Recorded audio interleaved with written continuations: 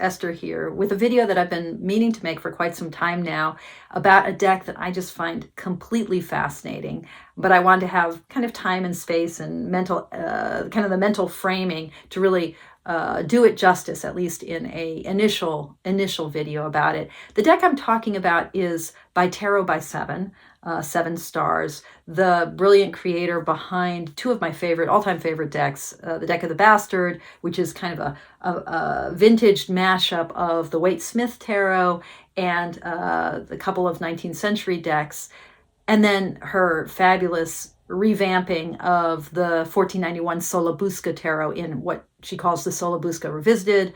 I own several editions of that deck. My favorite is her most recent Solabusca Revisited 3.0. I'll link a couple of videos below about this. She's extremely creative and has a beautiful graphic designer eye, and this new deck that I want to talk about today, she's given me the opportunity to play with it and review it, and I'm just so grateful. It's the Kaylean Theorem Advanced Arithmancy deck. It is, as we've come to expect with Tarot by Seven, it's beautifully produced.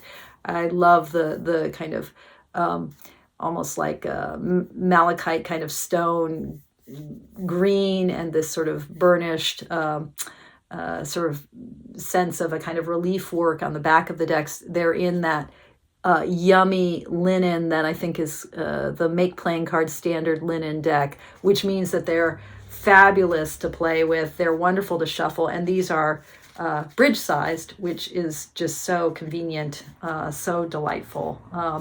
44 cards in this deck. And you can get it with a separate beautiful grid. I'll show you the whole layout. You can also download a 17-page, quite meaty little guide booklet, which you don't absolutely need because the cards all have keywords on the top and then on the bottom for reversals. And there are instructions on how to use the deck on her website that are free instructions, plus a little kind of cheat card here. Oh, there you can see nicely. You can see that beautiful linen finish. It's a really cool deck. So here's the thing about arithmancy, which is basically numerology, but we use the word numerology pretty loosely. When we talk about numerology, we're basically just talking about the meanings, esoteric or obvious, that we associate either through training and teaching and study or through kind of intuition with numbers. The number 1 we associate with self, with masculinity, that kind of phallic uprightness, that singularity of the 1. 3s we often associate with growth. These are kind of intuitive meanings that come from our lived observation in the world. They ultimately come from our anatomy. I often have talked about the number 5 in tarot, which you can't help, as a human, you can't help but associate with the 5 digits of our hand and the way in which the thumb, that fabulous opposable thumb that we have, transforms these 4 not so helpful appendages into the hand that can work, that can grasp, that can do, that can man the maker, humanity in its most kind of vibrant in the world capacity, right? 5 is this magic number.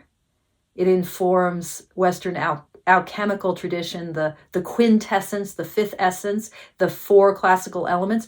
There is a reason anchored in our evolved anatomy that the number 5 and the number 4 and the number 1 and the number 2 and the number 3, that these words, these concepts, these numbers have the meaning that they do. So numerology takes our meanings that we associate with numbers, and we can use those meanings in a divinatory fashion. So we can roll dice, or we can pick up a card that has the number 3 emblazoned on it, or we can see the number 3 in, collections of stuff out in the world, and we can find meaning therein. Arithmancy or arithmancy, not exactly sure how to pronounce the word. Probably individual results may vary when it comes to that pronunciation, but arithmancy, I will say, takes that numerological association with individual numbers and brings to it the ways in which arithmetic, addition, subtraction works, so that we can take a single number, say the number 35, and we can think about what that number means, and we can take another number, the number 12, and we can think about what that number means, and we can add the two together and come up with the number 47, and we can think about what that number means, and then we can also reduce that number 47 by adding together its two digits, 4 plus 7, coming up with the number 11, and we can reduce that still further to the number 2, so that any number, no matter how many digits it includes, can always be reduced down to a single number, somewhere between 1 and 9, or 0 and 9, depending if we work with subtraction. That's arithmancy. Arithmancy is using the numerological associations we have with individual numbers and then manipulating them in order to come to a reading of a given situation.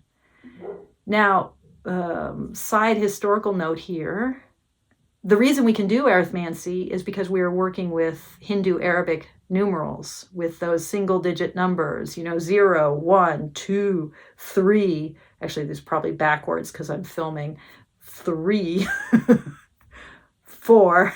I'm trying to write backwards into my iPad camera here. Really different from Roman numerals, right? Try adding together the digits of the Roman numeral 12,000. Yeah, what would that even, how would you even, it doesn't work that way. When Arabic numerals, Hindu Arabic, because they come from both South Asia and then South Asia's importation into the Islamic world, Hindu Arabic numerals come to Europe around the same time that playing cards and the tarot are invented. In fact, Hindu Arabic numbers come to Europe along with playing cards, and tarot emerges out of that transition from a Roman numeral system to a Hindu Arabic numbering system. So arithmancy becomes possible. Isn't this cool? At the same time that tarot becomes possible. I hope you followed that little side digression through the history of number. Anyway, it seems to me interesting for those of us who find the history of divination kind of helpful or useful in our present day divinatory practices. Arithmancy, though, that's what this deck is all about. It's a deck of 44 cards, and each card has a number on it, right? Up through 44. And the numbers all have their associations both upside, or right side up, and reversed if the number is reversed. So you don't need to have the separate little guide booklet, but you can download that from Tarot by Seven's website. You don't need to have her beautiful, I'll show it to you in a minute, her beautiful grid, the sort of like a tarot cloth, beautifully produced, because the deck comes with a little cheat sheet, but it's really nice to have that grid. But what you do need is to have a kind of interest in both the numerological associations of individual cards and the possibility of combining them together. Tarot by Seven's devised method here is just brilliant. It's super cool. It kind of uses the best of Lenormand, working with something that's a little bit like a Lenormand portrait reading, that 3x3 reading, and the best of numerology, and then also kind of our intuitive oracle use of cards, individual cards, to take us into the lived experiences of this moment and to really probe the questions that we hold and the answers that we also intuitively hold. So without further ado, I want to do a little bit of a reading, and I might not do the full 3x3 spread because that might take too long, but I will get us started and show you what this little dynamo of a deck can do. So this is the grid that Tarot by Seven made for this deck. It's really beautifully produced, a sort of nice, soft, kind of cottony feeling. I think it's probably polyester, easily washable, just very vibrant colors. It has a nice hand to it. You don't need this accessory for working with the deck. You can just follow the directions on the website or in the card that is included with the deck that lays out how to put the cards down. But it's a really nice accessory to have. One of the things about the innovation of this deck, Tarot by 7 really used Lenormand structuring beautifully here to give us this 3x3 spread, this kind of portrait or box spread, where we read 3 cards across and we read 3 cards down. And with that arithmancy kind of process of reducing multi-digit numbers down to a single number, we can end up then with readings in 6 different spheres and ultimately reduce all the readings down to this single destiny number that's kind of the key number for the reading, the theme number for the reading as a whole.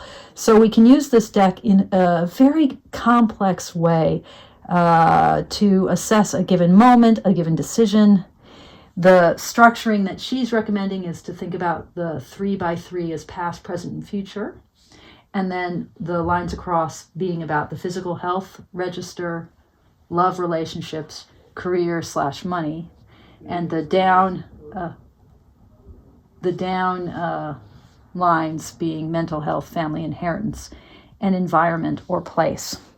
But the magic of this deck is that you can use it in any way you want. You don't have to do this 3x3 mapping. You don't have to do as complex a read. Just like with Lenormand, you could do, a whole grand tableau, or you could just do a simple few card reading, 3-card reading maybe. So there's a lot of flexibility built into this deck. I want to just begin by doing a simple reading. And apologies, there's people all around where I'm filming, so you might hear voices in the background, but hopefully that won't be too distracting. So let's start. And I am about, as some of you know, I am about to make a really big life change. I'm leaving full-time employment in my chaplain position. I'm going to be going into a per diem setup in order to dedicate more time to my work in the Dharma, my work with cards, my work in the community, developing my Mindful Tarot certificate program. All of that work is about to take place for me, and I'd like to get a good reading on it. So I'm going to do this reading. Now, notice that there are reversals here. It's quite wonderful the way she's introduced reversals into working with this deck. I am not going to do a full-on reading here. Like, there's so many ways to use her cards. I'm not going to dive into, she has a whole alphabetic system built into it. FNU here that you can see. Is that coming? That FNU. That relates to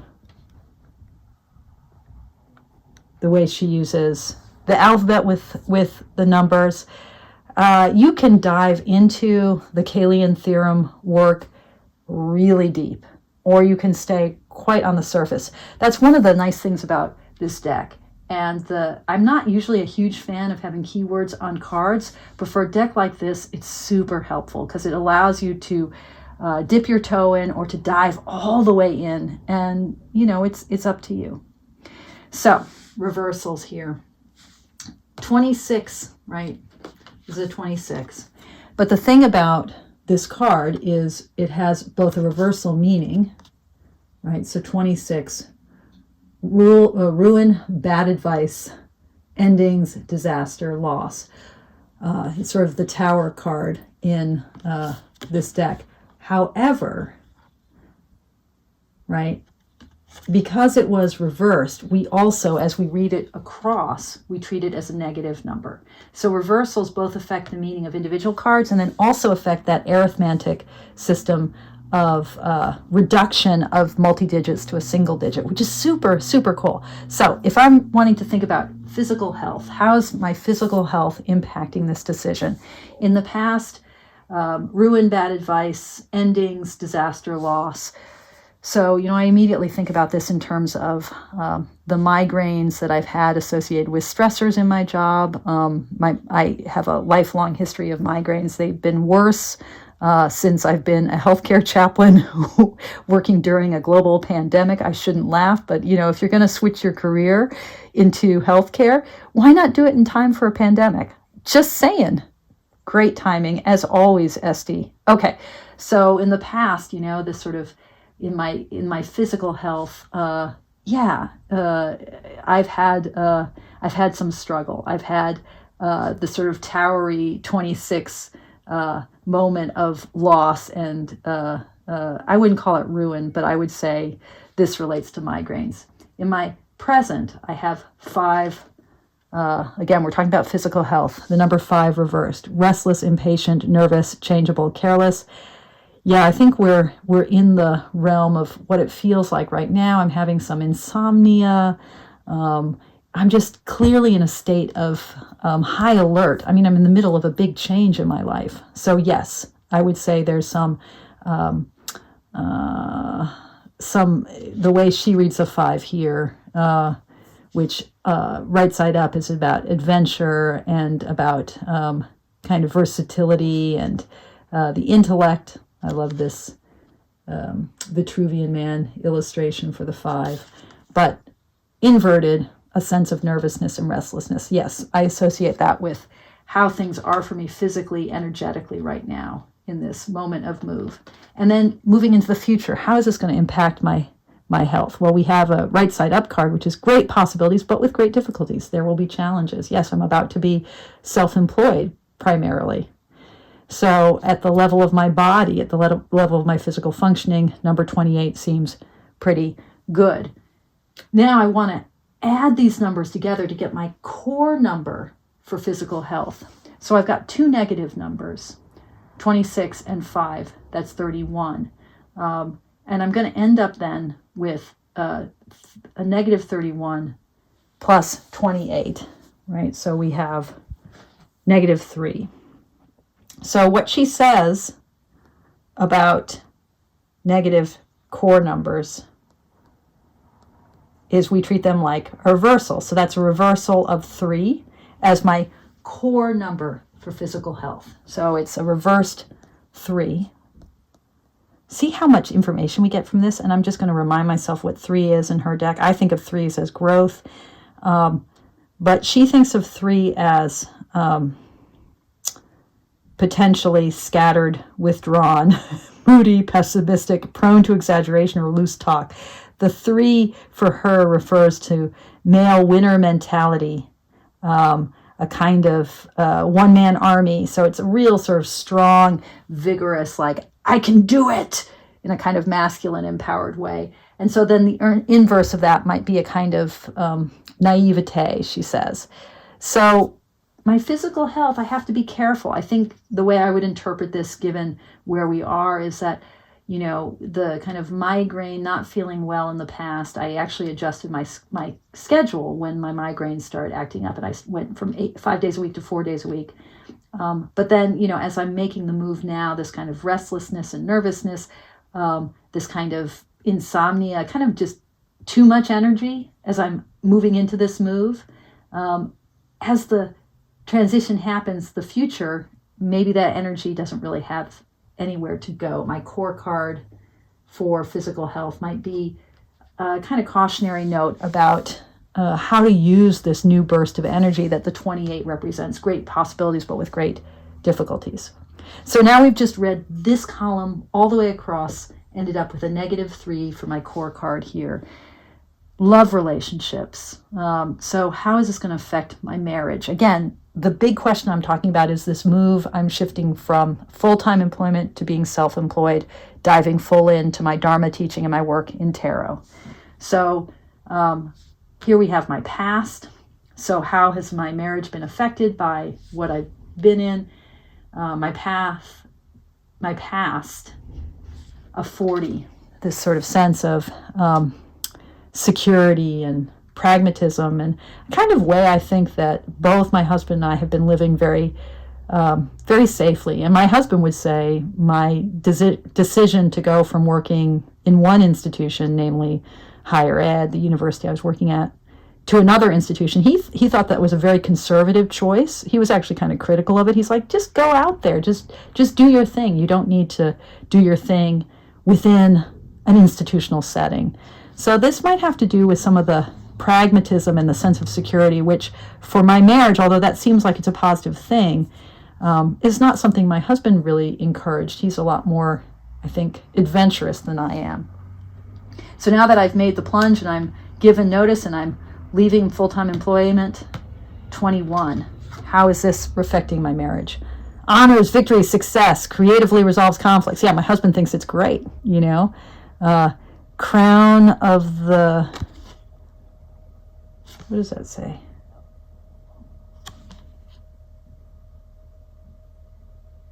Oh, Crown of the Magi. Yeah, very powerful card, this 21, right? It's a victorious, triumphant, magical card. So, yeah, so, you know, from the standpoint of harmony at home, yeah, to be 21, right, is a good thing. Hubby's happy, I'm happy. There might be some restless physical energy. A lot of, you might hear it in my voice. I'm very energetic and energized right now. But Crown of the Magi is where I am. And now, future, how is this going to unfold?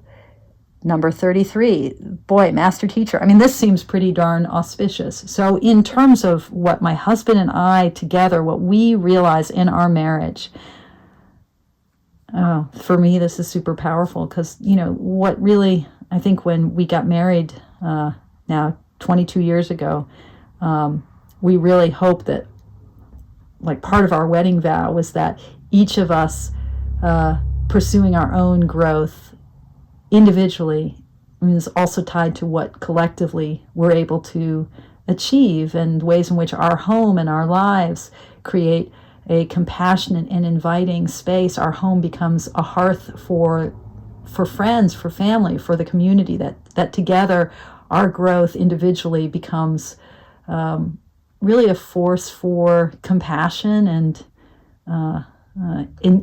energetic engagement in the world.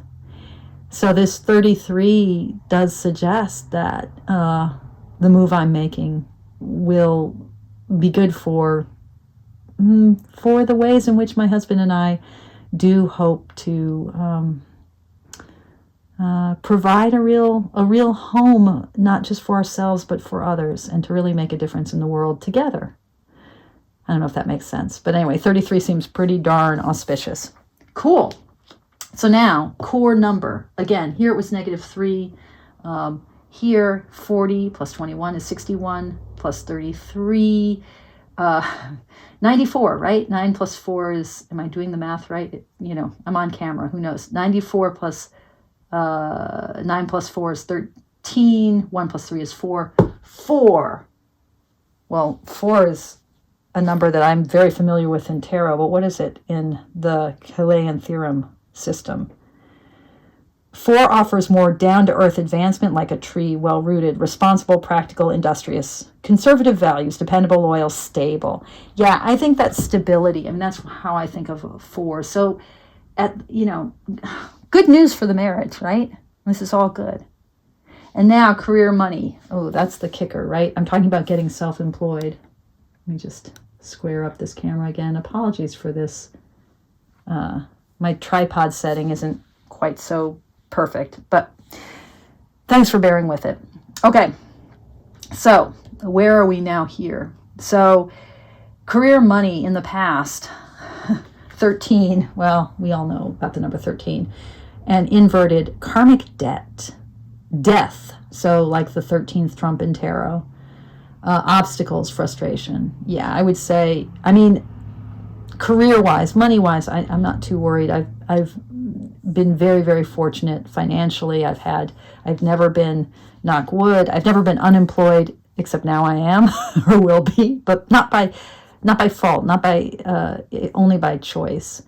But yeah, maybe a sense that my career just was frustrating, that there were things as a full-time hospital chaplain that I have not been able to achieve. I haven't been able to dedicate as much unfettered time to teaching and study and working with clients, working with the tarot, developing new classes, developing new Dharma teachings, etc.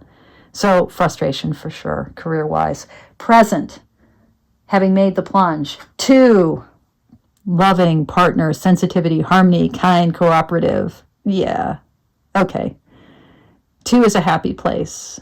Being at ease in the world, at ease with myself. The world is my home. The world is my partner. Feeling like I'm on the right path here.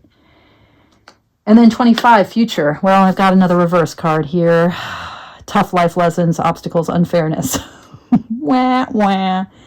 All right, so this might not be the most auspicious thing financially, and I might feel some obstacles with my career, but with what's happening in the register of love and relationships, master teacher, I don't think I can do more than that. 25, yes, there will be tough life lessons. It won't all be a bed of roses. That makes sense to me, of course not. So now arithmetically moving across for what is the core number here. So this is a minus 13 plus 2 is a minus 11. Minus 11 and minus 25, right, is 36, a minus 36. 3 plus 6 is 9, so it's a negative 9. So it's 9 reversed. Do you all see how I did that? Basically, I had one positive number.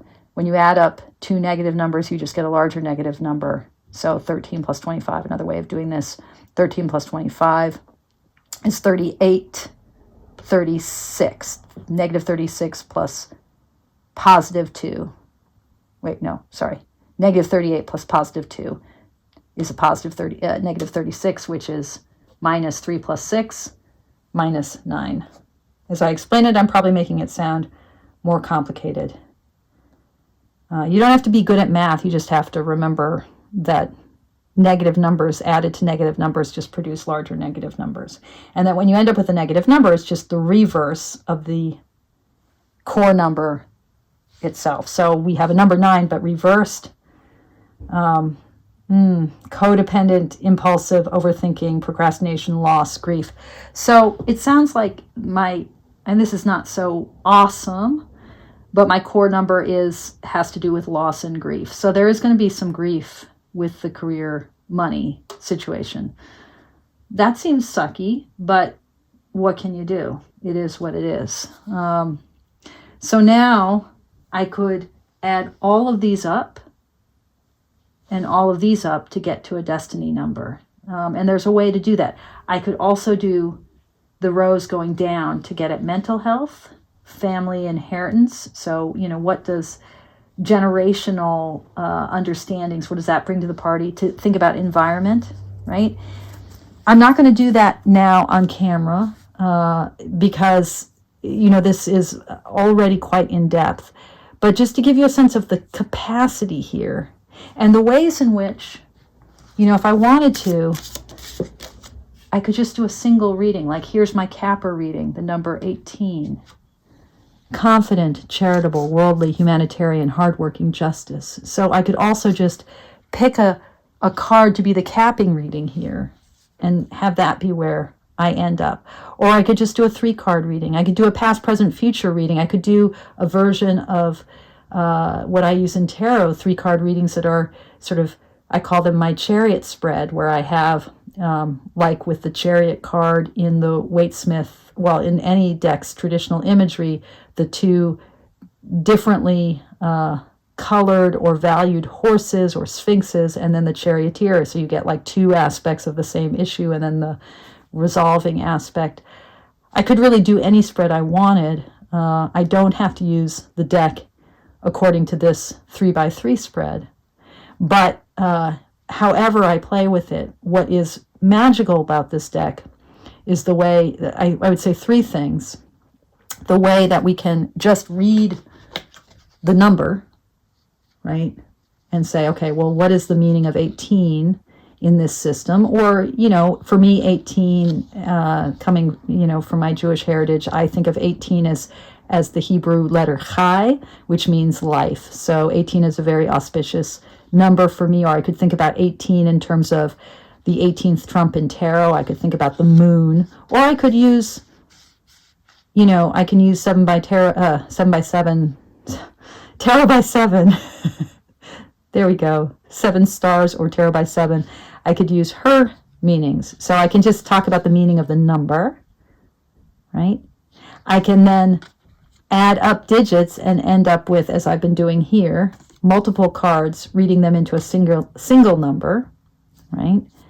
And then working with reversals, I can also work arithmetically and or read the meaning reversed in a way that's like working with tarot and reverse cards. So much versatility and flexibility. This is a very cool deck. For those of us who are interested in how number and divination play together, this deck is for you. As always, thank you so much for watching, and especially thank you for your practice. This is my, that's me kissing you. Take care, everyone. Toodaloo.